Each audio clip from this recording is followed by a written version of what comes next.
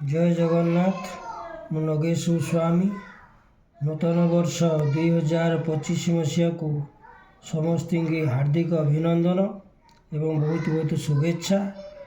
विशेषकर वर्तमान षष्ठ श्रेणी दर्शक षष्ठ श्रेणी पढ़ुवा छात्र छात्री मानू मोर विशेष अनुरोध जे वर्तमान मु जो भिडियोटी प्रस्तुत करने को जाऊँगी से भिडियोर विषय वस्तु होची जे षष्ठ श्रेणी विज्ञान बहिर चतुर्दश अध्याय प्राकृतिक घटनावली। विषय वस्तुर ना होची प्राकृतिक घटनावली। ये विषयटा को जितेबाला आम पढ़ा तो प्रत्येक वाक्य को भल भाव पढ़ा एवं प्रत्येक वाक्य को भल भाव बुझिले तेबे जाई प्रत्येकटी प्रश्नर निर्भुल उत्तर दे पारिबा। सेथिपाई आम टिके टिके पढ़ीदे आउ टिके टिके बुझीदे सेमती हेनी। तेरे प्रत्येक वाक्य पढ़ापी कहुए मैंने पढ़ा एवं बुझापी चेष्टा करवा। कौन लिखाई प्रथम लिखाई तुम्हें खबर कागज रेडियो और टेलीविजन प्रभृति वर्षा बन्या मरुड़ी बात्या और भूमिकंप परी बहु प्राकृतिक घटना घटवार शुणीछ और किछि मध्य अंगे लिभेच। तामाने एथिरु तुमे कौन जान जे केते गुड़िए प्राकृतिक घटना विषय कहुई। जेमती कि बन्या है गोटे प्राकृतिक घटना, बात्या गोटे प्राकृतिक घटना, भूमिकंप एगुड़ी सब गोटे गोटे प्राकृतिक घटना। ये प्राकृतिक घटना को आमे जानुछंती किमिति ना खबर कागज माध्यम रेडियो माध्यम टेलीविजन माध्यम एगुड़ा सब आम जापर। एथिर रक्षा पाई लोक माने तथा सरकार अनेक उपाय मध्य अवलंबन करुछंती। तुमे सब जानिथिबो 1999 मसीह आम ओडिशा रे गोटे महाबात्या होइथिला। से भाव में तापर पर अनेक गुड़े बात्या आम ओडिशा रे होइछि। 2013 मसीह फाइलिन बात्या होइथिला। 2014 मसीह हुडुहुड बात्या होइथिला। तो सबुठार भयंकर बात्याटी थिला 1999 मसीहार बात्या। तेज जाओ छोट बात्या हो बड़ बात्या हो अनेक क्षति करिथाए। तेणु बात्या विभीषिका को निजे सम्मुख जदि निजे सम्मुखीन होइथिबो तेबे जानी पारिबो। आ जदि आगु को सूचना मिले जे गोटे बात्या किंबा बन्या हबार अछि आमे सूचना पाती ताले आमे निजको रक्षा करने सहित आमर धन संपत्ति को मध्य रक्षा करि परिबा। वर्तमान तुमर अति अपरिचित वर्षा घड़घड़ी और बिजुली प्रवृत्ति केतक प्राकृतिक घटना विषय आस किछि आलोचना करिबा। वर्षा ऋतु बिजुली हम घड़घड़ी भी मार वर्षा ऋतु बन्या भी हुए। एटा गोटे चित्र देछि एवं बही रे तुम ये चित्र को मध्य देख घड़घड़ी वर्षा होउछि। ऊपर चित्र रे लोक माने वर्षा रे रास्ता रे जाउछंती। पिलाए बिजुली मारिवा देखी चमकुछंती और घड़घड़ी शब्द रे डरीगला परी जना पड़ुछंती। आमे समस्ते प्राय घड़घड़ी आ बिजुली को डरती। वर्षा किपरि हुए? वर्षा बेले बा वर्षा पूर्वरु घड़घड़ी और बिजुली कहीं मारे जानिबा आस। प्रथम आम जाना बाष्पीभवन विषय। बाष्पीभवन कौन मु नोटबुक रे लिखी देछि जे प्रथम बाष्पीभवन क्या को कहती ना जल आपे आपे बाष्प होगा को कहती बाष्पीभवन। पुणी जल आपे आपे केमती बाष्प हम? दिन बेले सूर्य किरण नई नाल गड़िया पोखरी सब पड़े आ से जल बाष्प हुए। आ बाष्प हला पर से हालुकाई ऊपर को उठी जाए सेटा को कहते बाष्पीभवन। तेणु जल आपे आपे बाष्प होगा को बाष्पीभवन कहती।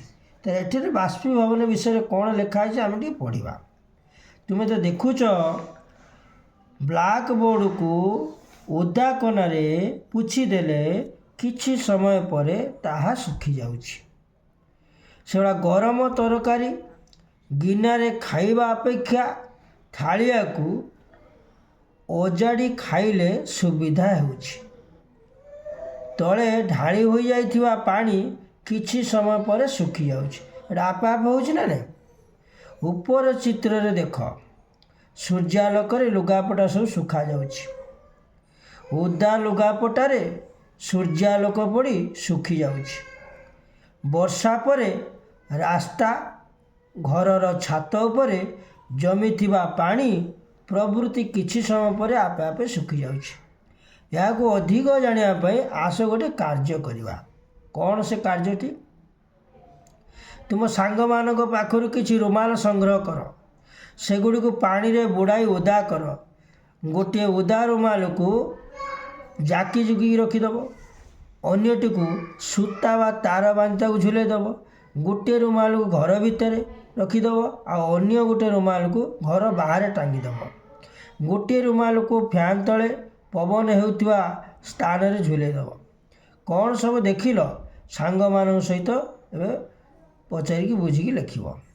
वर्तमान केवल मुख्य प्रसंगटे होची बाष्पीभवन काहाको कहती। एठी भी तमर बही रे गोटे हेडलाइन देइछि, ताकू मध्य टी लक्ष्य कर। लिखाछि आपे आपे बाष्प हुई कि आपे आपे बाष्प हम जल जल आपे आपे बाष्प हुई वायुमंडल रे मिसिबाकू बाष्पीभवन कहती। बाहरु थिबा बाष्प सेटा कहती जलीय बाष्प बोली कहा जाए।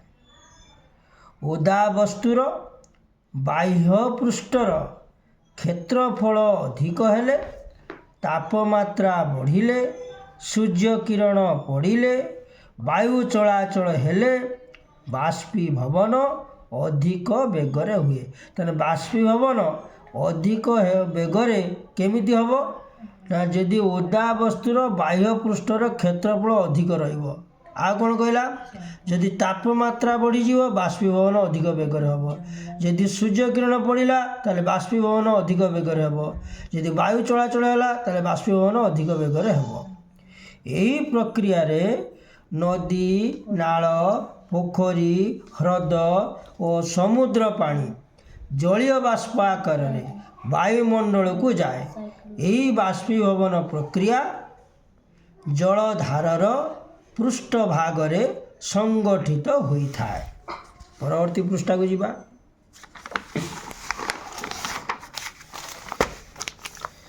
तो तापर लिखा है बाष्पीकरण।